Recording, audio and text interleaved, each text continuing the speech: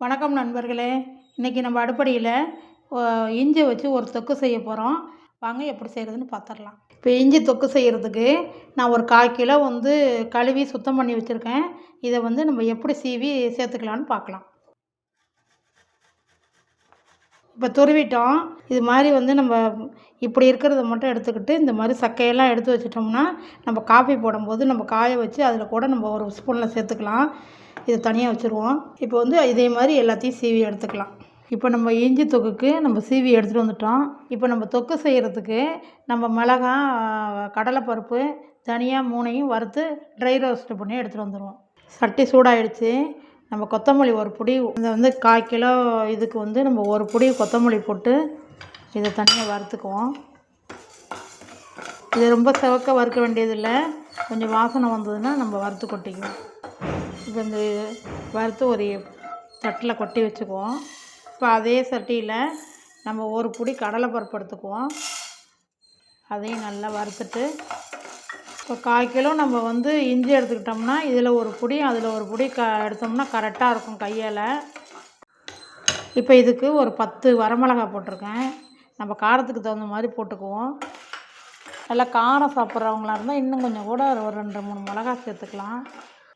இப்போ ஆஃப் பண்ணிவிட்டு இதில் நம்ம சேர்த்துக்குவோம். இது நல்லா ஆறட்டும். ஆறோன்னா அரைச்சி எடுத்துகிட்டு வந்துடுவோம்.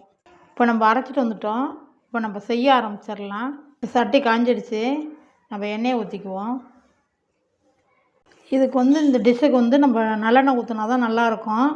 அதனால் நல்லெண்ணெய் ஊற்றிருக்கேன். அதில் மேலே மிதக்கிற வரைக்கும் நல்லெண்ணெய் இருந்ததுன்னா கெடாமல் இருக்கும். ஒரு வாரத்துக்கு இல்லை ஒரு மாதத்துக்கு. எண்ணெய் சூடாகிடுச்சு. இப்போ இந்த கடுகு போட்டுக்குவோம். கடுகு வெடித்தோடனே இப்போ இஞ்சி எடுத்து போட்டுருவோம். அதில் இப்போ நல்லா எண்ணெயில் நம்ம வதங்கட்டும். நல்லா திருப்பி திருப்பி வேக விடுவோம். இது நல்லா வேகட்டும். எண்ணெயிலே வேகணும் நல்லா. இப்போ நம்ம எண்ணெயில் வதக்கிட்டோம். இப்போ நான் ஒரு 50 புளிக்கு மேலே ஊற வச்சுருக்கேன். இதை ஒரு 1/2 டம்ளர் 1 டம்ளர் தண்ணி ஊற்றி நல்லா ஊற வச்சு நல்லா கரைச்சி வச்சுருக்கேன். இந்த புளி தண்ணியை இதில் ஊற்றிடுவோம். இஞ்சி நம்ம எண்ணெயில் வதக்கிட்டு புளி கரைச்சல் இதில் ஊற்றிருக்கோம். இந்த புளி கரைச்சலோடு சேர்ந்து 1-2 சேர்ந்து வெந்ததுன்னா நம்ம அந்த பவுடரை போட்டுடலாம். அதில் நல்லா வேகட்டும்.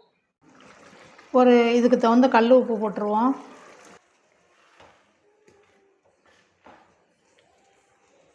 இது நல்லா வேகட்டும். அடுப்பில் சிம்மை வச்சுட்டு நல்லா கொதி வரணும். இது ஒரு 1/2 ஸ்பூன் பெருங்காயத்தூள் போட்டுடலாம். இதில்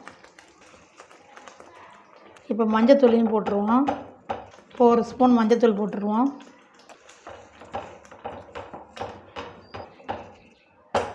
இப்போ நம்ம அந்த பவுடரை அரைச்சிட்டு வந்துட்டோம். இதை நல்லா தூவிட்டு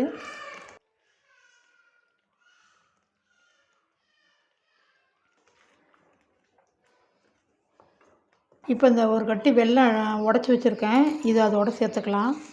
இந்த வெல்லம் சேர்த்தோம்னா அந்த ஒரு நசட்டுத்தன்மை இருக்கும். அதில் அந்த இஞ்சியில் ஒரு மாதிரி கரகரப்பு மாதிரி அது நல்லா சேர்ந்து வந்ததுன்னா நல்லாயிருக்கும். இனிப்பு, புளிப்பு, உரப்பு எல்லாம் சேர்ந்ததுன்னா நல்லாயிருக்கும். பித்தத்துக்கெல்லாம் நல்லது, ரொம்ப நல்லது. இது மாதிரி நம்ம செஞ்சு வச்சுக்கிட்டோம்னா சாப்பிடலாம். சாதத்துக்கு தொட்டுட்டு சாப்பிடலாம். நல்லாயிருக்கும். இது எண்ணெய் பிரிஞ்சு வந்தோன்னா நம்ம ஆஃப் பண்ணிடலாம். இப்போ நம்ம ஊற்றின எண்ணெயெல்லாம் பிரிஞ்சு மேலே வந்துடுச்சு. இப்படி நல்லா எண்ணெய் பிரிஞ்சு ஊறுகாய் பதம் வந்தோன்னே இறக்கிட வேண்டியது தான். இப்போ ரெடி ஆகிடுச்சு. நம்ம ஒரு கிளாஸ் பாட்டிலில் எடுத்து வச்சுருவோம். பித்தம் உள்ளவங்களுக்கெல்லாம் நல்லது. இதை செஞ்சு கொடுங்க. செஞ்சு பார்த்துட்டு எப்படி இருந்துன்னு கமெண்டில் சொல்லுங்கள். வீடியோ பிடிச்சிருந்ததுன்னா லைக் பண்ணுங்கள், ஷேர் பண்ணுங்கள், கமெண்ட் பண்ணுங்கள். மறந்துடாமல் சப்ஸ்கிரைப் பண்ணுங்கள். பக்கத்தில் இருக்க பெல் ஐக்கானை கிளிக் பண்ணுங்கள்.